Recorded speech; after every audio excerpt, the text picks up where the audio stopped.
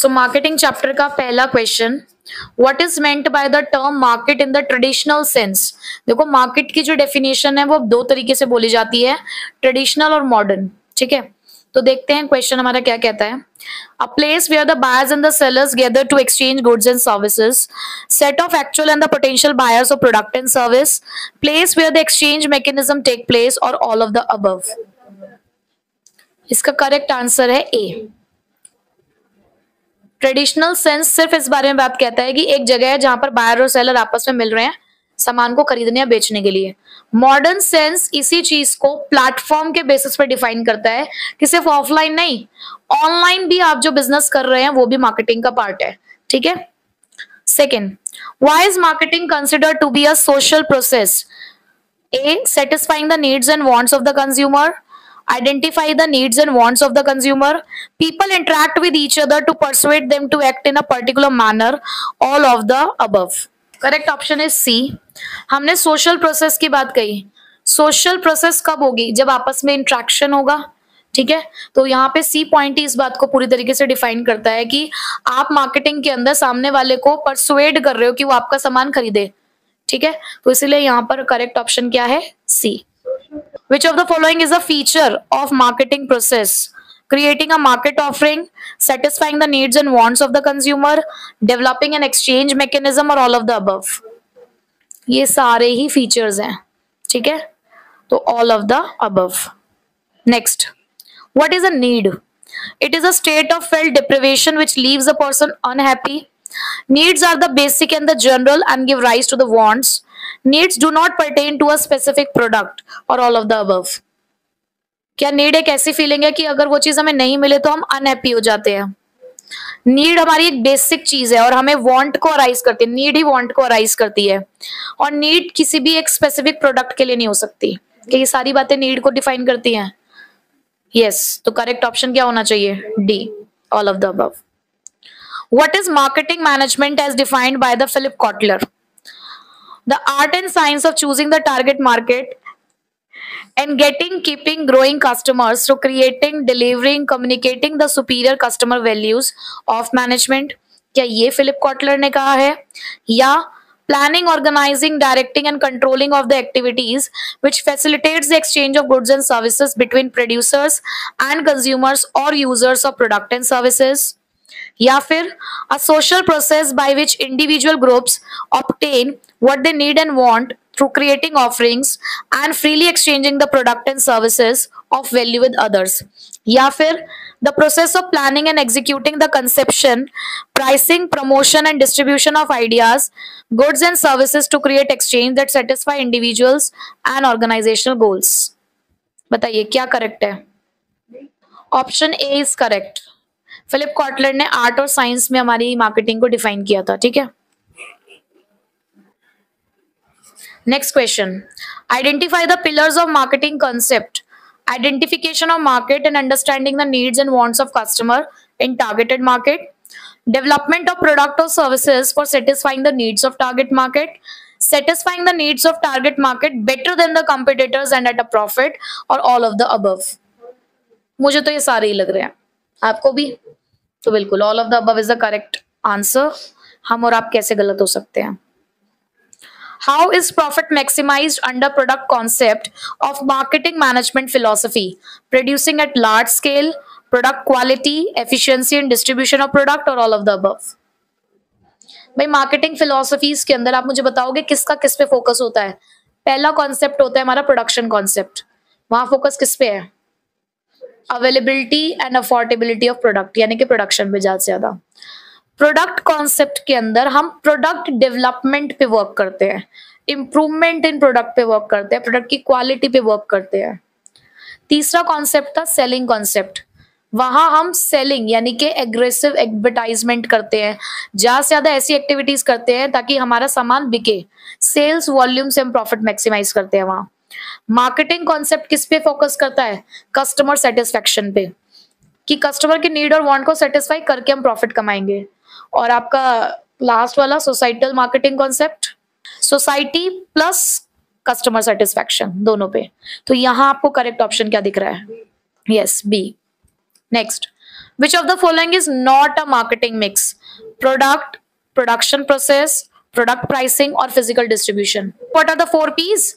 Product, price, place, promotion. So place is also known as physical distribution. B. So B is the correct option here. ठीक है? What is a brand? A name, term, sign, symbol, design, or some other combination used to identify the product. Or it is a verbal component of a name, or the non-verbal design, symbol, distinct color, scheme, or the lettering. Or D is the legally protected name or symbol. सिर्फ brand क्या है? सिर्फ brand ए है. Brand is a combination of all these things और वो ए point define कर रहा है. What is the product's additional layer of protection that is kept until the product is ready for use, known as? जब तक आप product को इस्तेमाल करना शुरू नहीं कर देते तब तक वो कौन सी एडिशनल लेयर है जो हमारे प्रोडक्ट को प्रोटेक्ट करती है? Primary packaging, secondary packaging, transportation और none of the above? Secondary packaging. Primary package क्या होता है? The immediate container of your product. और ट्रांसपोर्टेशन पैकेजिंग किस लिए यूज होता है? फॉर द ट्रांसपोर्टेशन पर्पज, जिसके अंदर आप पूरे पूरे लॉट्स लेकर जाते हैं कॉर्रुगेटेड बॉक्सेस के अंदर. Next, demand for a product is said to be inelastic when. कब आपके प्रोडक्ट की डिमांड इनइलास्टिक कहलाएगी? When the total revenue increases with decrease in price. Total revenue increases with increase in price. Elasticity of demand is equal to 1 and elasticity of demand is less than 1. देखो भाई, आप यहाँ पे पढ़ रहे हो demand for a product is said to be inelastic.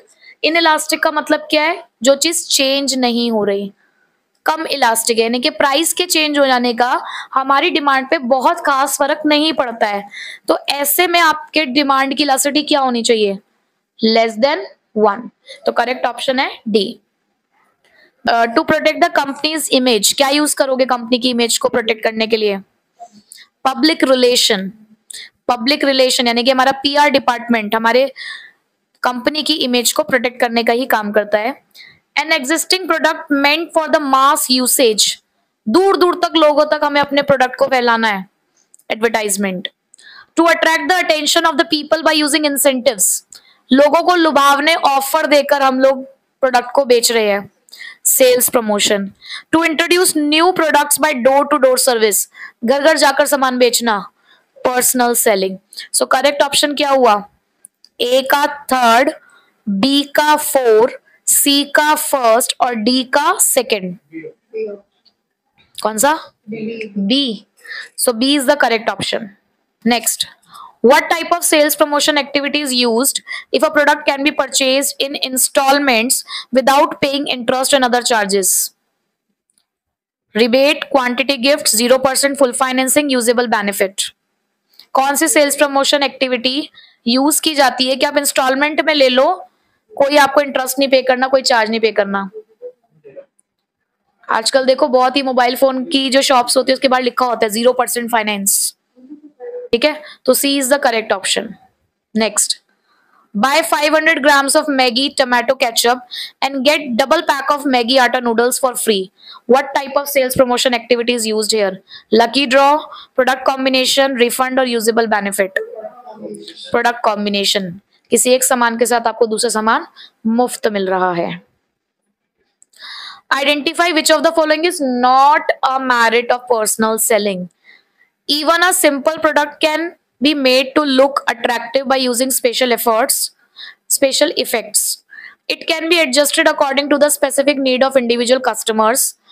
Due to direct face-to-face communication, immediate feedback can be obtained. It aims at identifying the target customer, leading to minimum wastage of effort. बताइए, merit नहीं है. देखो यहाँ पर उन्होंने जो पहला option बोला कि एक सिंपल प्रोडक्ट भी अच्छा लगता है स्पेशल इफेक्ट के साथ, जो बंदा घर कर सामान बेच रहा है वो कौन सा इफेक्ट शो करने वाला है आपको? फेस टू फेस कॉन्टेक्ट है. सी पॉइंट में ये बात ठीक है. डी पॉइंट भी ठीक है कि हम हर जगह नहीं पहुंचते, इसलिए हम टारगेट मार्केट को यहाँ पे कैप्चर करते हैं. बी पॉइंट भी इसके मेरिट को शो करता है कि कस्टमर के अकॉर्डिंग उनकी जो कम्युनिकेशन है, जो कॉन्वर्जेशन है वो चेंज की जा सकती है.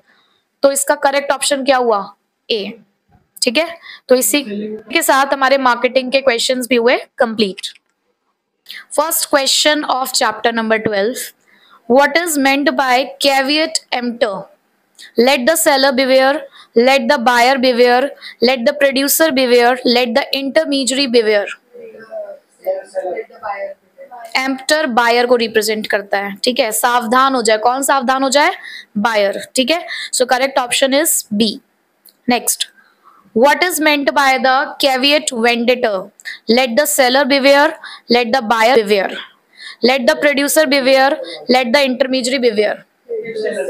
Yes, let the seller beware, option number A. Third question, why consumer protection is important from consumers point of view? Lack of organized consumers, widespread ignorance of consumer about their rights and responsibilities, widespread exploitation of the consumers, or all of the above. All of the above, ठीक है, बिल्कुल direct question है.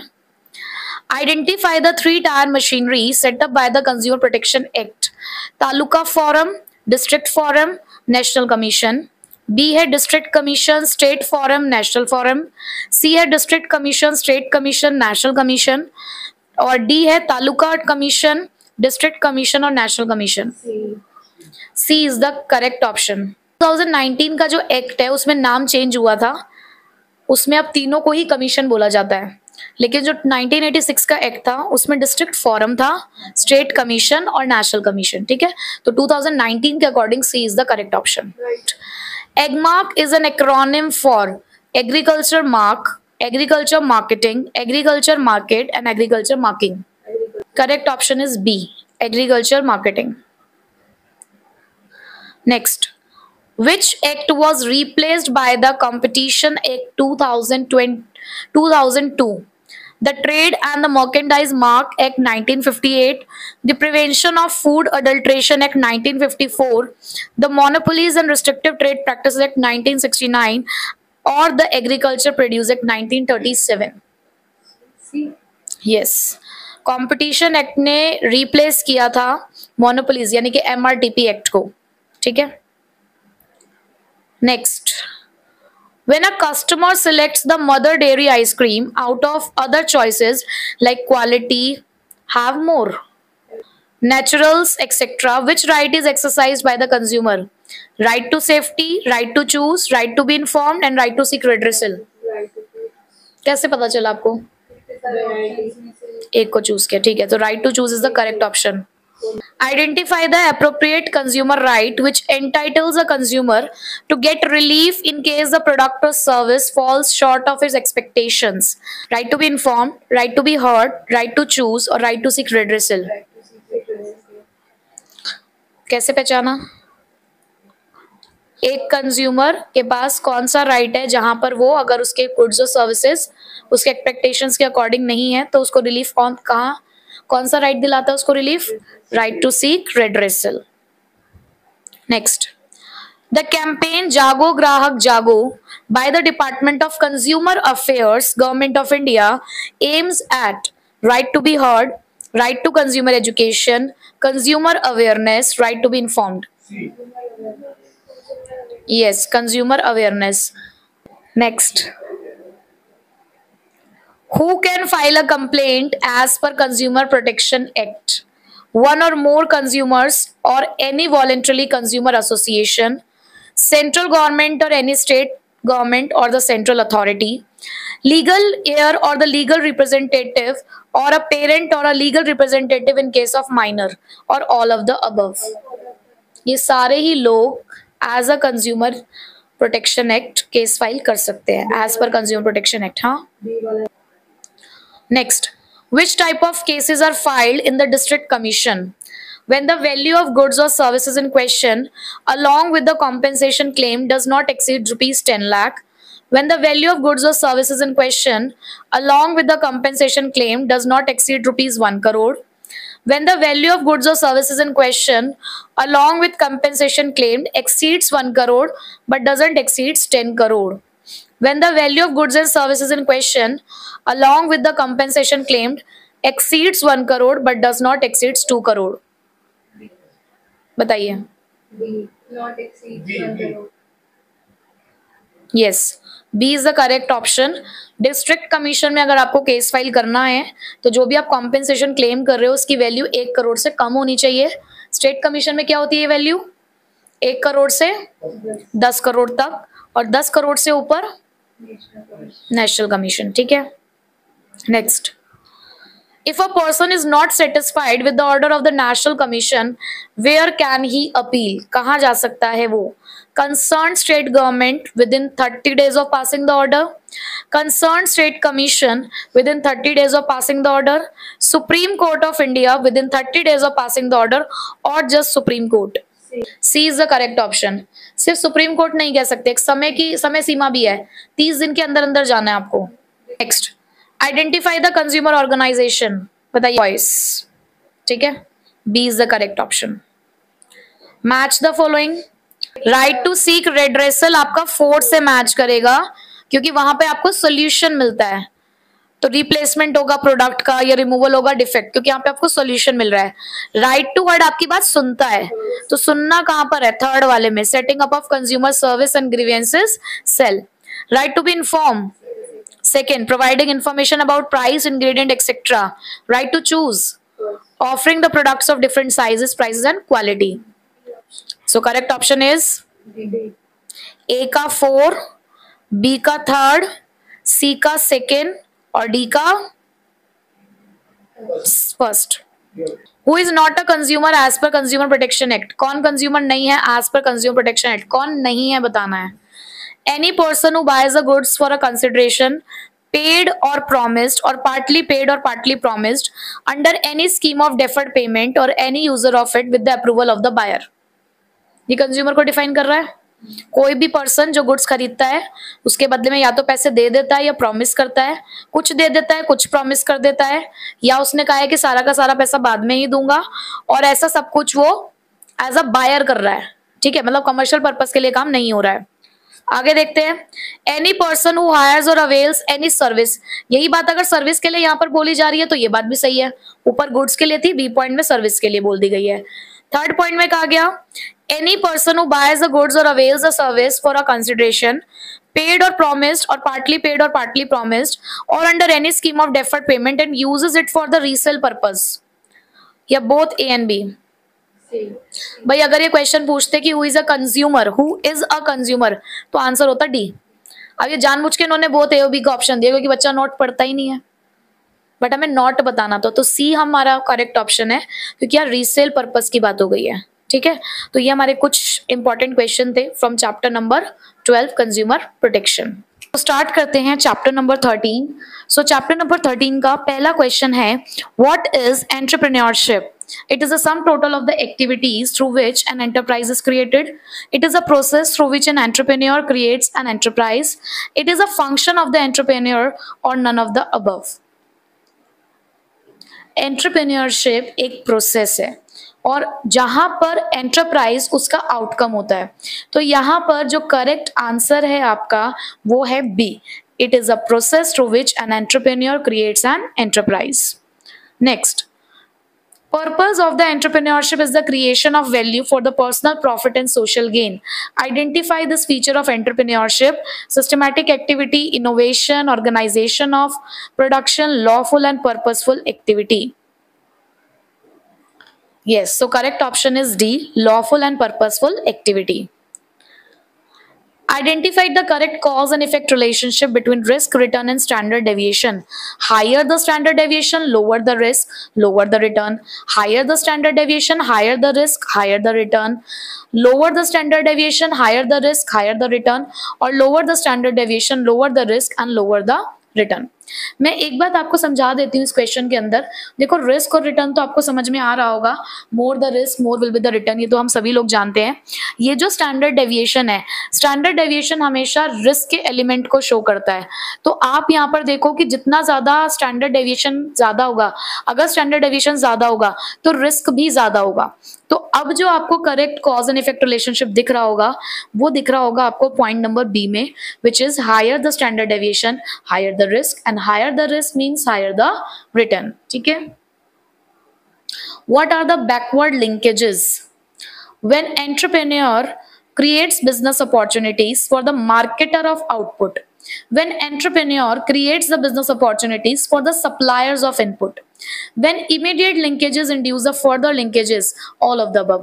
देखो backward का मतलब क्या होता है, पीछे कुछ काम हम अपने बिजनेस के अंदर, यानी कि कहते हैं ना कि पर्दे के पीछे भी एक काम होता है, एक परफॉर्मेंस स्टेज पर हो रही होती है तो एक परफॉर्मेंस उस पर्दे के पीछे भी हो रही होती है। तो बेसिकली यहाँ पर जो एंटरप्रेन्योर है वो उस बिजनेस अपॉर्चुनिटी को क्रिएट कर रहा है for the suppliers of input, यानी कि जिन्होंने हमें इनपुट सप्लाई किया है उनके लिए यहाँ पर काम किया जा रहा है, यानी कि बैकएंड वर्क किया जा रहा है। So correct option is B. What are the forward linkages? When entrepreneur creates the business opportunity for the marketer of output, when the entrepreneur creates the business opportunities for the suppliers of output, when immediate linkages induce the further linkages, all of the above. आपको option same दिख रहे हैं, लेकिन forward linkages की जब हम यहाँ पर बात कर रहे हैं तो आपको समझ आ चुका होगा कि यहाँ स्टेज पे परफॉर्मेंस हो रही है, समझो। तो स्टेज की परफॉर्मेंस क्या है कि आप यहाँ पर अब आउटपुट प्रेजेंट कर रहे हैं। तो करेक्ट ऑप्शन क्या होना चाहिए हमारा? Yes, A. What is feasibility analysis? Feasibility means suitability. कि हम यहाँ पे business proposal की suitability check करते हैं. So it assesses the practicality of the proposed plan or project. It checks the various aspects of the proposed projects which are economically, financially, commercially, administratively and technically viable. It checks for the legal viability of the business or both A and B. Yes, both A and B. हमें दोनों तरीके से अपने project को check करना होगा। What is meant by now economic viability? The project cost should be within the available resources and it should generate the appropriate returns on investment. The project should generate enough sales at present and there should be the prospects for its growth in the foreseeable future. The project should not face the hurdles owing to the environmental and the other legal restrictions and should receive necessary prior approvals before start of business or both A and B. भाई देखो, economic viability cost के ऊपर based होती है, तो अब आपको समझ आ चुका होगा कि करेक्ट ऑप्शन क्या होना चाहिए। Yes, question point number A. Now next is match. Need for achievement क्या है? Need for achievement, need for power, need for affiliation, need for autonomy. So need for achievement की अगर मैं बात करूं, so it is the desire to accomplish something difficult. Need for power यानी कि हमें कंसर्न फॉर इन्फ्लुएंसिंग पीपल और the behaviour of others for moving in the chosen direction, अपनी पावर का इस्तेमाल कर रहे हैं। So need for power match करता है थर्ड पॉइंट से, the concern for influencing people और the behaviour of the others for moving in the chosen direction. Next is need for affiliation, तो ये आपका मैच करता है the tendency of the people to conform to the wishes and norms of those they value. Need for autonomy यानी कि यहाँ पे freedom की बात होती है, सो desire for independence and being responsible for one self. तो ए का हमें मिला सेकेंड, बी का मिला हमें बी का मिला हमें थर्ड, सी का मिला हमें 4 और डी का मिला हमें फर्स्ट। सो ये हमारा मैच करता है from option number A. Next, what does the term cash stand for? The knowledge, attitude, skills or habits, knowledge, assertiveness, strategy or honesty, know-how, authority, strength or humanity or none of the above. जी, इसका correct option है हमारा ए, knowledge, attitude, skills and habits. Next, the last question. How many competencies are identified by the EDI towards the entrepreneurial performance and success?